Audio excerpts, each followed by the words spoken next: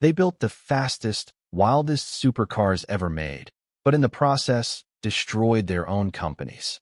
Studio microphone. These machines were too expensive, too extreme, and too ahead of their time. Today, they're worth millions, but back then, they ended dreams. Studio microphone. This is the dark side of 90s supercars, where speed met bankruptcy. America wanted to beat Ferrari, and in 1990, a man named Jerry Wiegert tried.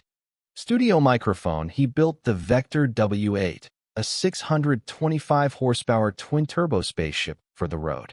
Studio microphone. It could hit 240 miles per hour, but each car cost over $450,000. Investors panicked, lawsuits flew, and Vector went down in flames.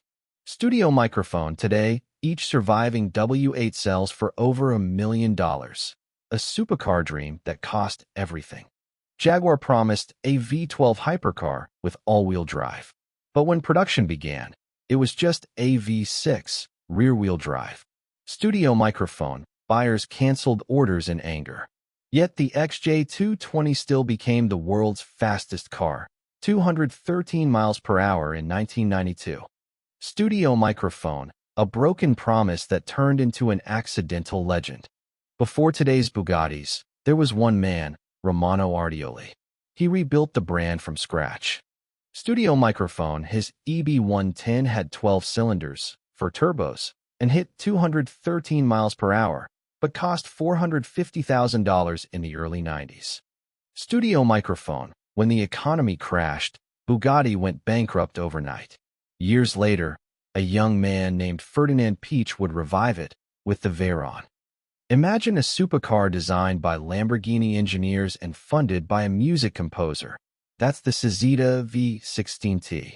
Studio microphone. 16 cylinders, handmade body, only 10 cars ever built. Studio microphone. But fame doesn't pay the bills, and the company folded before the 90s ended. Studio microphone. Today, a single V16T can fetch over $2 million, if you can even find one.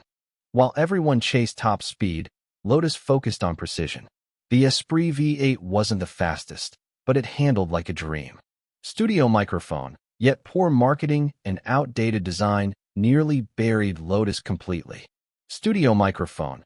It proved that sometimes, even perfection needs attention to survive.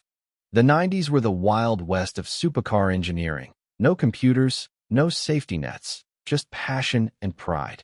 Studio microphone. Most of these companies died chasing speed, but their creations became legends, reborn through collectors and auctions. Studio microphone. It's ironic. The cars that killed their makers now keep their names alive. If these cars teach us one thing, it's that chasing perfection has a price.